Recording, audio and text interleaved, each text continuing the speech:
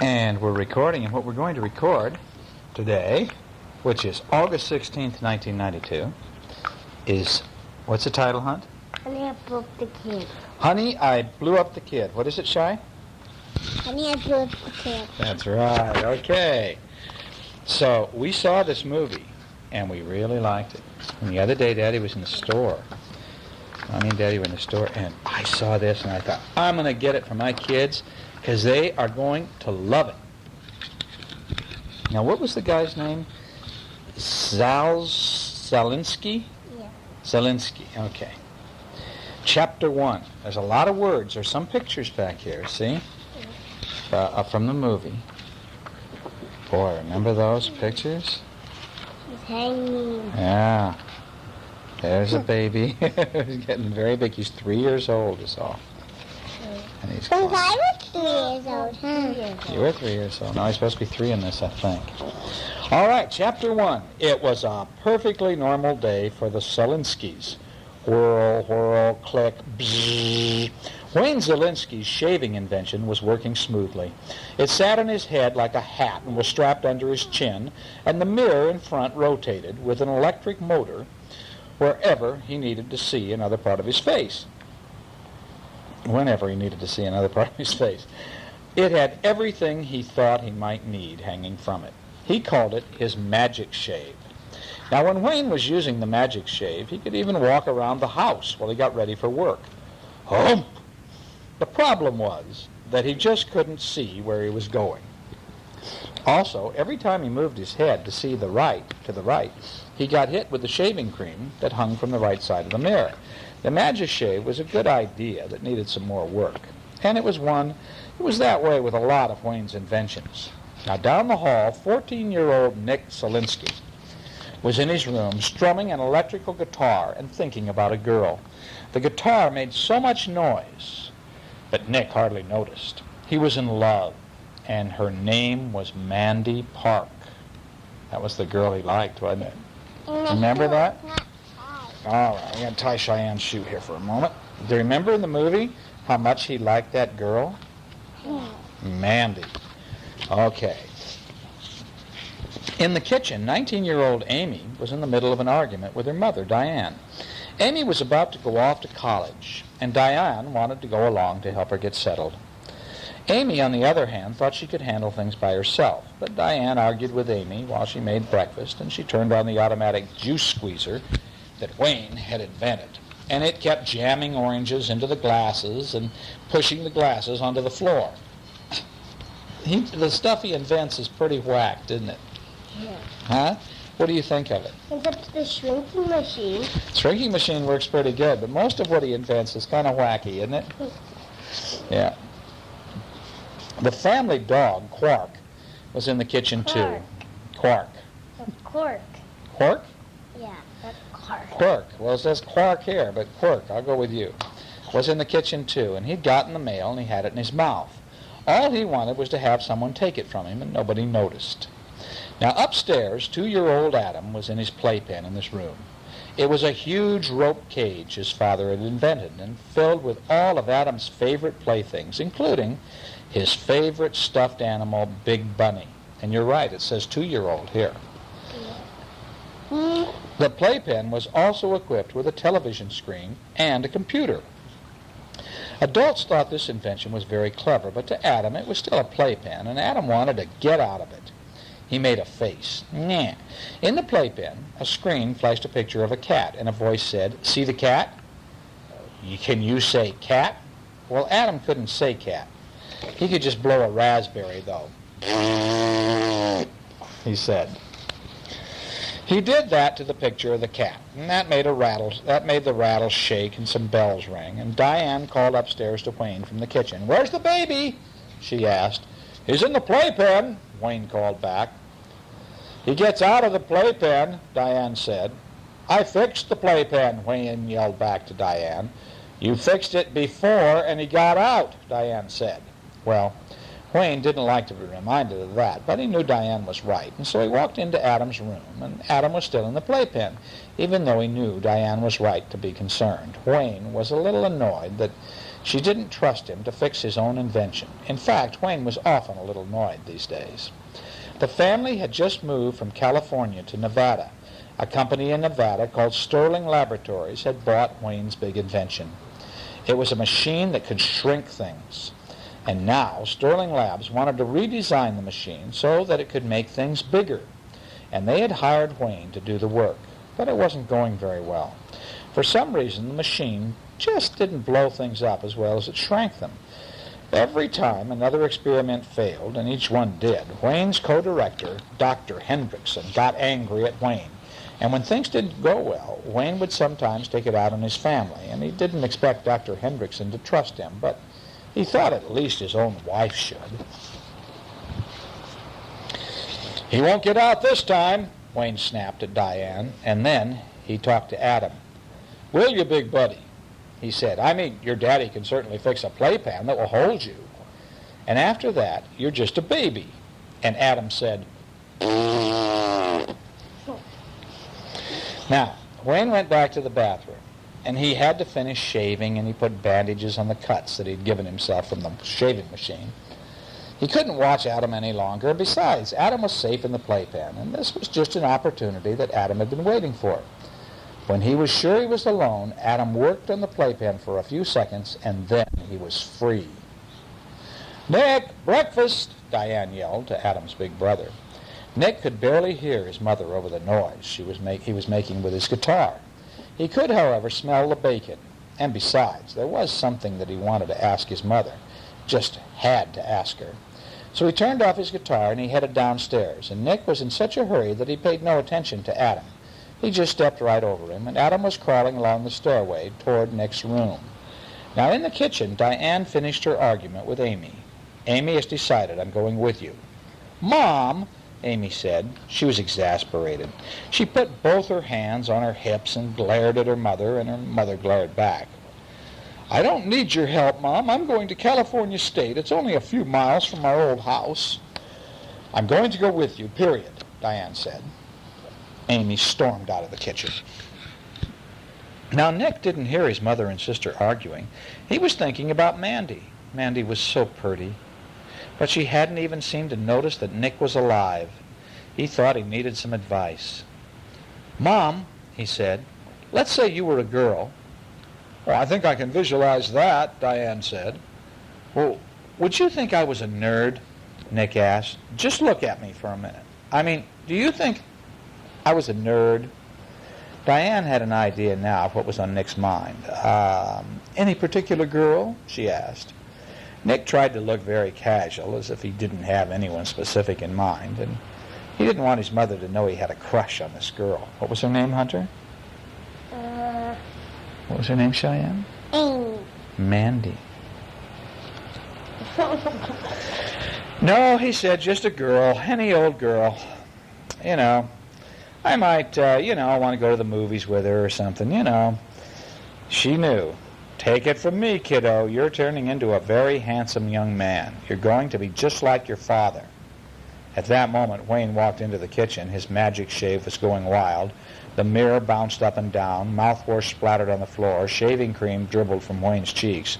Nick took one look at him, groaned, and ran back up to his room. He wasn't so sure if he wanted to be like his daddy. What did he?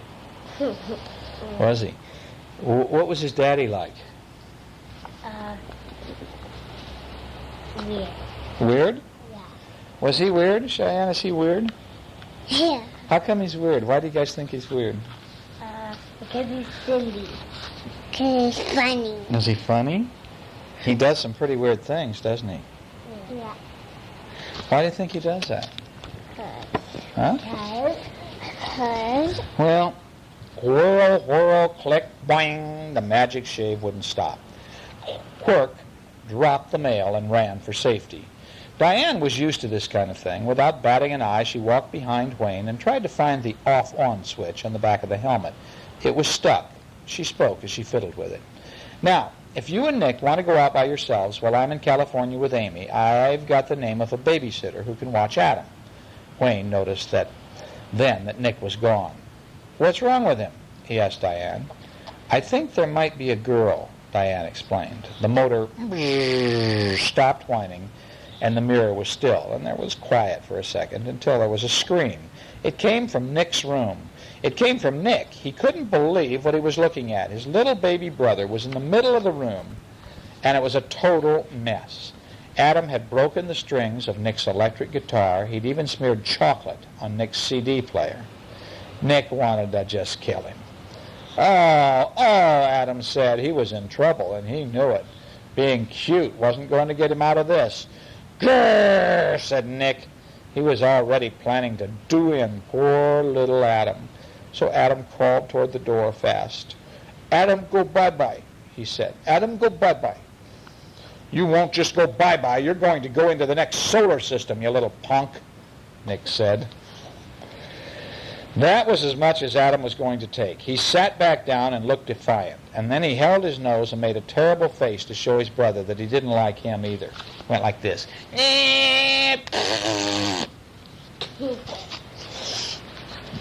Nick was about to attack when Diane arrived and stopped him from mutilating Adam. And then Diane turned to Adam and shook her finger at the baby. No, no, no, Adam, she said. Sorry, Mama, sorry, I'm sorry, Adam said, and he sounded as if he really meant it, too. And Diane picked him up and took him back into the kitchen with her. And Amy looked into Nick's room, and she laughed and then said, now you know what it's like to have a creepy little brother. Nick didn't find that comforting at all. Now, Wayne felt bad for Nick. Oh, no, he said when he saw the mess. I guess the auto-trend playpen needs a little more work. Nick thought that was an understatement. Wayne had to take Adam to the daycare center on the way to work, and he had to drop Nick off at his summer job, and Diane and Amy had called a taxi to take them to the airport. I don't know how he keeps getting out of the playpen, Wayne said to Diane while he put on his sports jacket. Maybe you ought to forget the playpen idea, Diane said gently, but Wayne wasn't the kind of a man who liked to admit defeat. Look, he said. I said I can fix it, and I'm not stupid. And so Diane wanted to make Wayne feel better. I never said you were stupid, she told him. She smiled and put her arms around him. In fact, you're the smartest guy I know, she said, and then she kissed him. Then they both smiled and said together, which says a lot about the guys you know. It was a joke that they had shared many times, and it made them laugh and kiss again. And Adam watched, and then he held his nose. He didn't like kissing very much. Now, Diane had noticed how easily Wayne got upset these days, and she was worried about him. Wayne, is there anything wrong at work? She asked. Wayne didn't want to make Diane worry the way that he did. Well, expanding matter is turning out to be more difficult than shrinking it, he said. Well, that didn't sound too serious, and so Diane still thought that there was more to the story than that. But you're happy? I mean, they're treating you all right? Sure, everything's fine, Wayne said. Diane was sure from the way he said it that it wasn't true at all.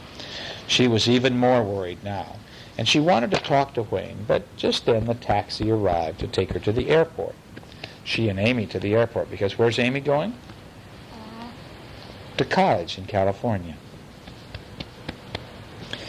Okay, now Diane and Amy carried their luggage to the taxi. Wayne carried Adam out onto the lawn to say goodbye to them.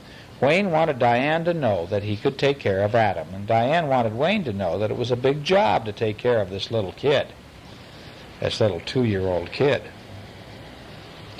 So hopefully they'll tire him out at day camp, so when I get home he can take a late nap. No nap, Adam said. No nap. We didn't say the N-word. We don't say the N-word around 2-year-olds, Diane reminded him. Then he went on with her other suggestions. His lunch is in the freezer.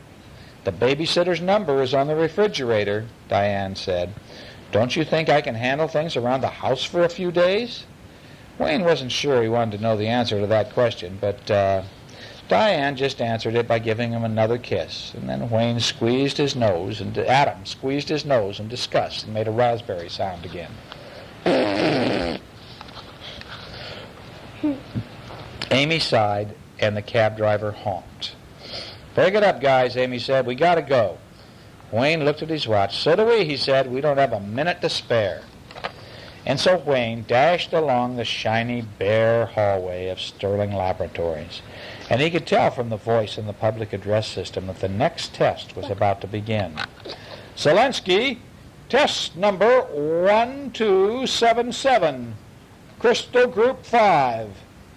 1,277 tests had been conducted already. It seemed important. It seemed impossible that he'd been at this company for less than a year, but had already failed that many times.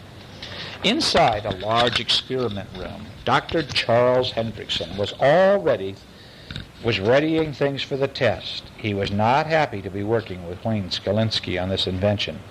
Dr. Hendrickson was the kind of person who thought he himself could never make a mistake. So it had to be Wayne's fault that the machine wasn't working right. And now Wayne was late again. And Dr. Hendrickson made a face. "Data recorders to high speed. Time mark," he said into the microphone. And as the lights dimmed, Dr. Hendrickson and all the other scientists in the room put on goggles. And in the middle of the room was a very large machine, and it looked like a gigantic microscope, and it was aimed at a blue crystal tube that sat on a nearby pedestal. And there was an electromagnetic buzz, and the red lasers began pulsating along the length of the machine, and the lasers joined together and then struck the blue crystal, and the crystal vibrated and swelled and expanded, and then it just melted into a blob. And finally, the blob blew up, splattering Dr. Hendrickson with blue gel. The door of the room flew open, and Wayne ran in. "Sorry, everybody, there was some largest cumulonimbus clouds blocking the sun, and my van is solar. See, I need sunshine for solar energy in order to run, and it's good for the environment. And then I had to drop my son off at..." Dr. Hendrickson just stared at him and then marched out of the room, and he signaled the other scientists to follow him. And Wayne was left alone with his invention and a lot of gobs of messy blue gel. Wayne didn't think that was fair, and he ran after Dr. Hendrickson. Dr. Hendrickson was talking to the other scientists. "Clifford Sterling demands results," he said. "So do the stockholders and the U.S. government, and as project director..." "Excuse me, Dr. Henderson," Wayne began. Dr. Hendrickson pretended to be polite, but what he said wasn't polite at all. "I beg your pardon, Wayne, but as project coordinator, I intend to deliver results." "Dr. Hendrickson..." "What is it, Szalinski?" Wayne pulled some papers out of his briefcase, and they fell all over the floor, and Wayne tried to pick them up and talk at the same time, and Dr. Hendrickson took the opportunity to keep on walking. "I've been doing some good work of my own on the problem," Wayne said, "and even though it isn't easy to talk to somebody who was walking away from him. Now, Szalinski, when you licensed your device to Sterling Labs, you were promised that the finest minds in the country would be working with you. It was clear that Dr. Hendrickson meant himself." "Yes, sir, I know that," Wayne said. And he had all of his papers gathered now, and he stood up and the papers fell down again. "I have some notes," he said. "Dr. Hendrickson." There was no answer. Dr. Hendrickson was gone. He and the other scientist had disappeared, leaving Wayne and his notes alone in the hall. All right, now we're up to chapter 5. Do you like this? Yeah. Do you? It's going to be a very long book, I'm afraid. This is like 90 pages. This is going to take a lot of tapes just to do it all. You know that? That evening, back at home, Nick spent a lot of time in his room. He had to clean up his room. He also wanted to think about what had happened that day at the swimming pool where he worked. Mandy had actually spoken to him. Of course, she'd called him Rick, not Nick, and then, just when Nick was about to get up, the courage to ask her to a movie, her father had arrived to take him home. Mandy and her friends had thought the solar-powered van was just too weird. It was odd-looking and had big solar panels attached to the roof and to the sides. And Mandy was wanting to disappear into the ground. Nick wanted to disappear into the ground. Instead, he climbed into the van. Remember in the movie where his daddy came and picked him up at school? Yeah, not at school. At the swimming pool. Right at the swimming pool? Okay, honey. Maybe tomorrow Mandy would remember his name. Now, that was something to think about. And then he smelled something odd. Maybe this wasn't a good time to think. Nick went to investigate.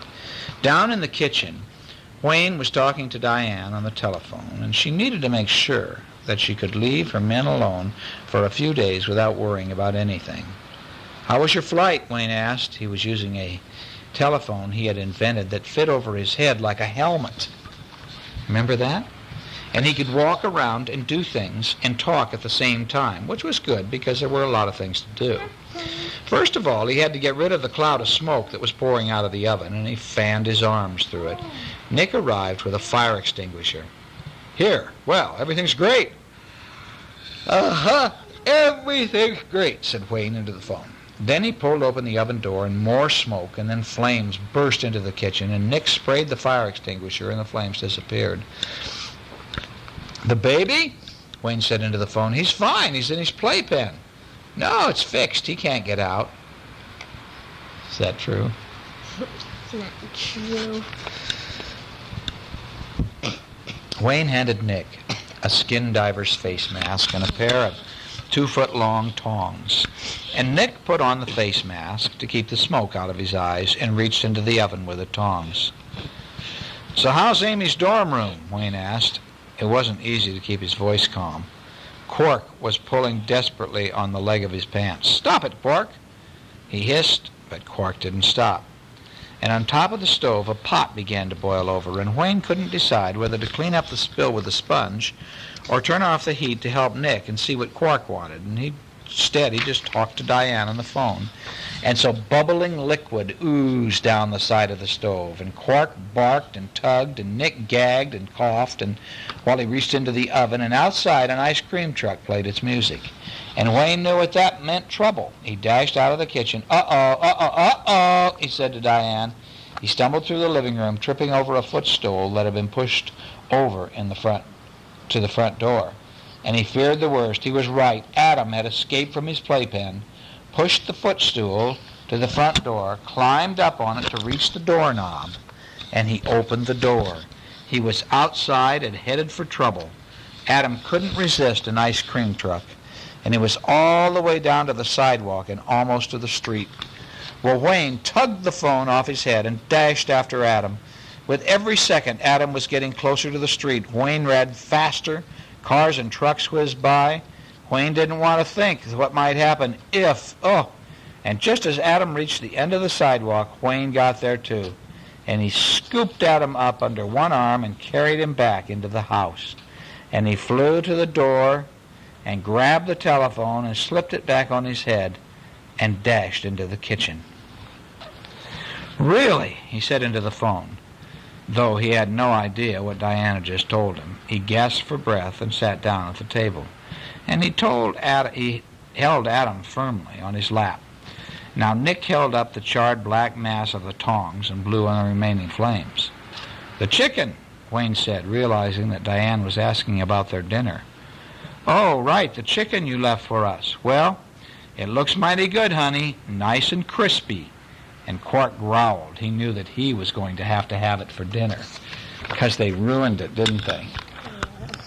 Did they ruin it, Sly? All right, this is chapter 6. After dinner, peanut butter sandwiches all around. It was Adam's bedtime. What did they have for dinner? Peanut butter sandwiches. Wayne tucked Adam into his crib and brought the covers up under his chin and gave him Big Bunny. And Wayne hugged Adam, and Adam hugged Big Bunny. And Wayne sat down next to the crib and began singing Adam's favorite song.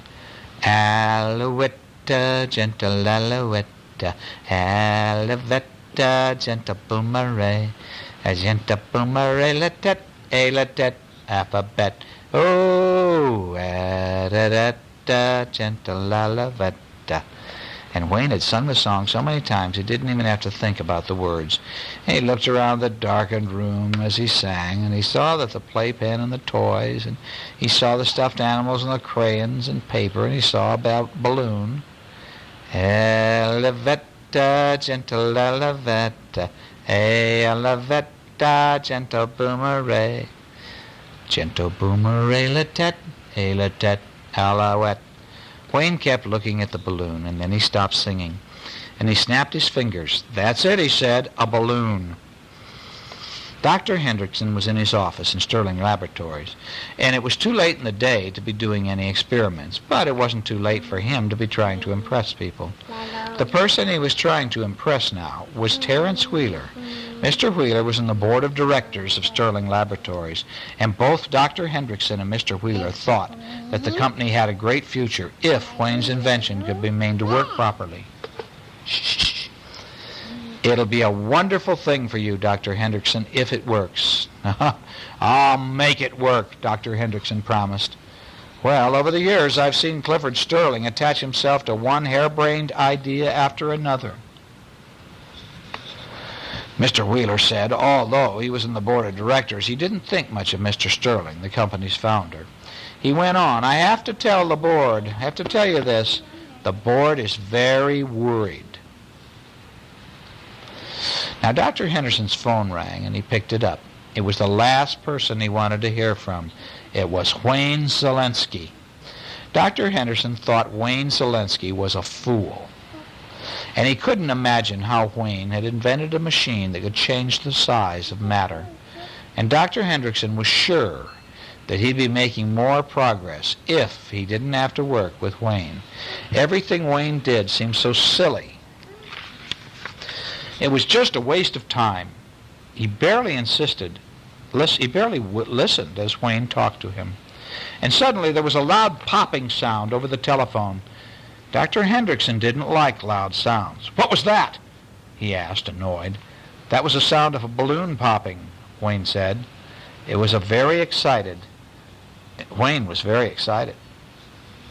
Dr. Hendrickson wasn't impressed, but Wayne went on. See, I got an idea while singing to my kid to sleep. And he had a balloon in the room, and it got me to thinking. We all know that if you hit a balloon with too much force, you don't allow the molecules enough time to expand, and the balloon pops.